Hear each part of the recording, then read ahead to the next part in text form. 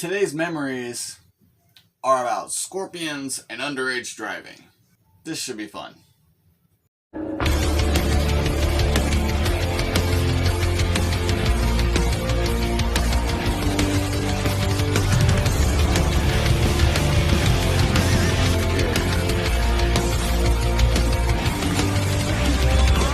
Welcome back to the Shield Network. I am your host.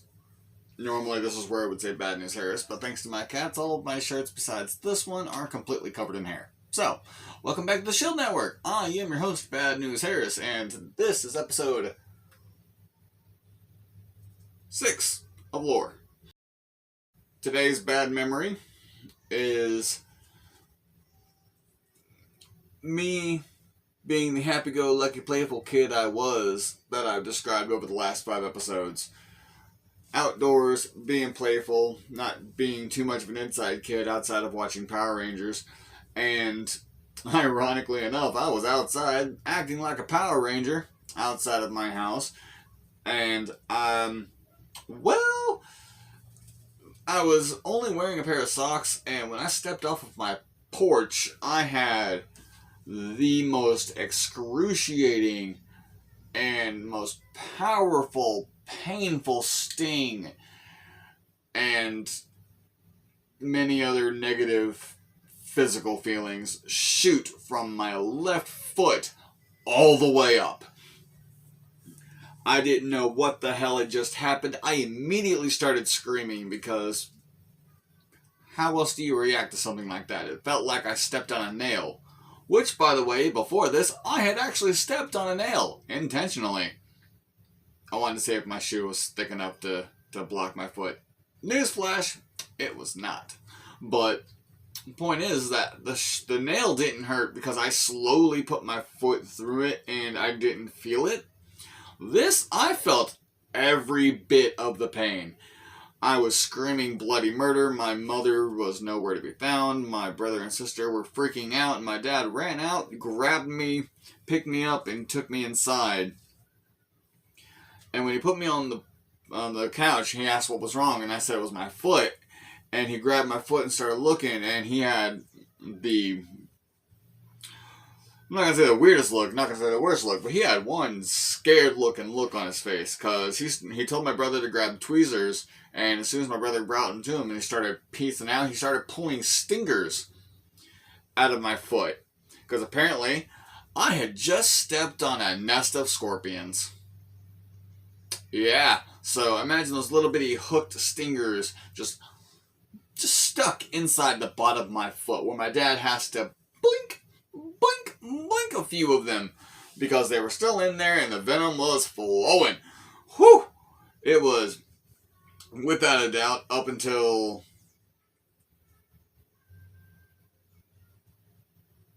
I'm thinking, I can't remember any other physical pain that was like that bad until I was stabbed in my 20s. So, imagine going from a nest of scorpions to a knife in the side of your torso.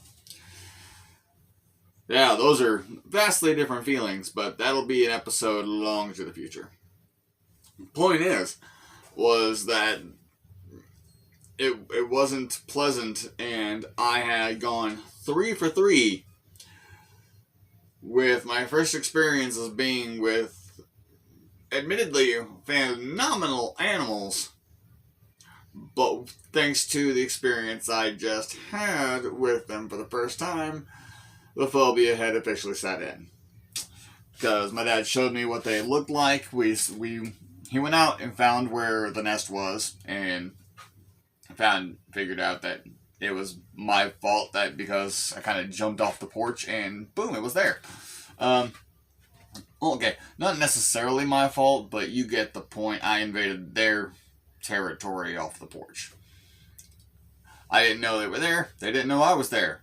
So, no fault on anyone. They were being scorpions and I was being a human. Scorpion's gonna scorp, human's gonna hume. But my dad found where it was at. He picked me up and then showed me where my foot had ended up and what had happened, and explained what was happening, and seeing those things for the first time, those things were scarier looking than the snake and the spider combined. And to be kind of frank, it's there kind of is a spider and a snake combined. I mean, it's an arachnid with a giant fucking tail. that injects venom. That's a snake right there. So yeah, I had my first experience with a spider. Horrible. My first experience with a snake. Horrible. And my first experience with a scorpion, basically being the two of them wrapped in one. Leave it to me to end up having my first experience with 3 of the coolest domesticatable land animals, just for my first experience with them to be lifelong phobias. I can watch them on screen. I can not interact with them civilly. I can catch a scorpion to release it or kill it. I can capture a snake, or not a snake, but a spider to release or kill it. I've never captured a snake because I stay away from them. Because, well, no. I mean, my house is in the country, and we've been here in our house for the past 5 years, and we've only seen one snake, and it wasn't a problem. It was just we saw it while we were driving out of the driveway. We didn't see it on the way back. No big deal. And that was last year. We moved into this house in 2020. I am honestly dreading the day that I find a snake in this house when I know it's going to happen, because our vents kind of lead out into the open. I have them all covered, but the covers kind of get knocked off every once in a while. And not to mention the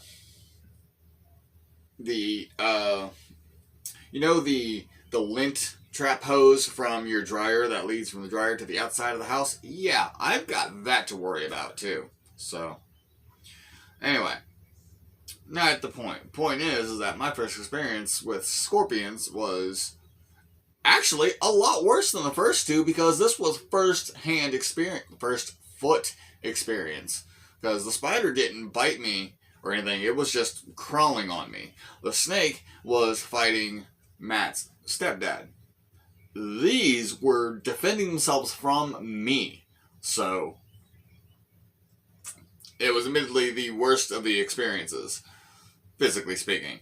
But, I mean, don't get me wrong, it doesn't stop me from enjoying programming about them, but I just can't physically interact with them. Not positively, anyway. But, to be on the flip side of that is I actively try to leave them alone unless they are in my home/territory. And with what is she, almost 18 months now? No, this will be 17 months. Yeah. Either way, with an almost 2-year-old in this house, I can't take risks with spiders, scorpions, and snakes anymore. So, I don't look forward to the next time I encounter them, but it's...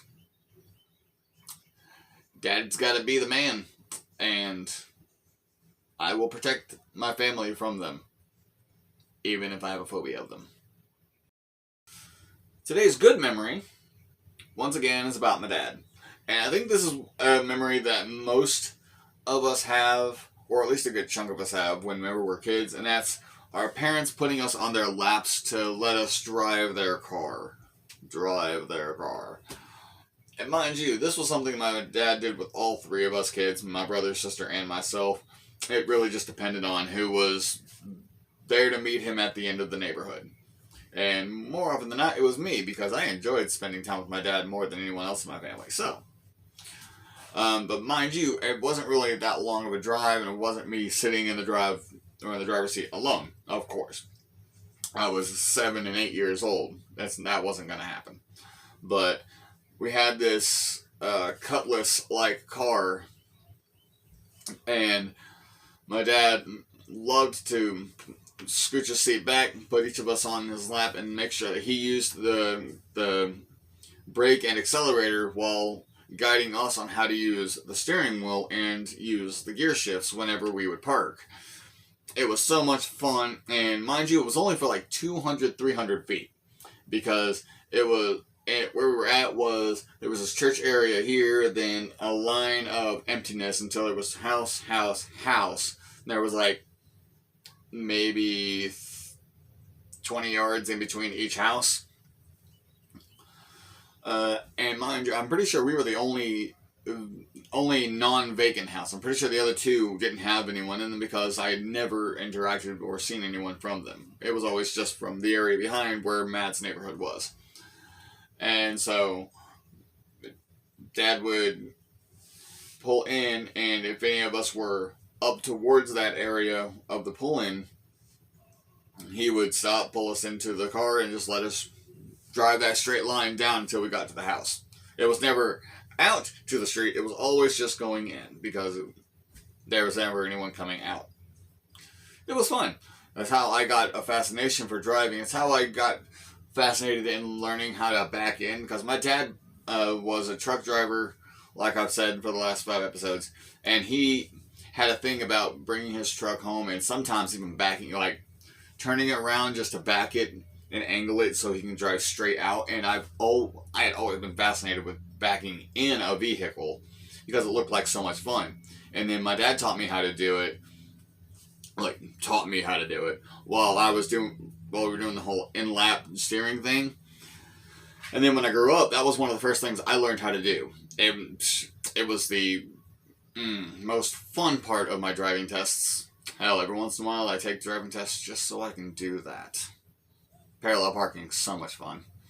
Anyway, but not too much of that memory. It's just the fun of Dad putting us in his lap and letting us drive 200 feet down to our house and park. I mean, it's not much, but again, it's just the bonding experience. And it made me fascinated in driving, and it made sense after I learned that my dad was not just a truck driver or a tow truck driver, but he also was a race car driver. Like, locally, in stock cars and funny cars, but it still, which started to make more sense when I learned that my grandfather was a railroad worker. My uncle worked on railroads. My other uncle was mechanically inclined, but he was actually in the education system. So, me, coming from a line of mechanics, the ironic part is that my brother was mechanically inclined. My sister could have been if she chose to be. My sister was the smartest of all 3 of us. I can't take that away from her. However, I'd never been mechanically inclined. I spent years spending time with my dad in our garage just trying to learn how to work on vehicles, because that's all he used to do in his spare time, because he loved to work on cars. I mean, hell, he was a mechanic for like 5 years of my pre-teen to early teen years. I tried so hard to pay attention, but I couldn't retain any of that information. I know how to change my oil, change tires, change spark plugs, and change a timing belt. That's about it. I tried, Dad. I really did. I'm sorry. But hey, I turned out to be the artist of the family. I was the artist, my brother was the mechanic, and my sister could have been whatever the hell she wanted to be if she hadn't abandoned us for a gangster who pointed a gun at our dad. That's also a story for a different episode, different season.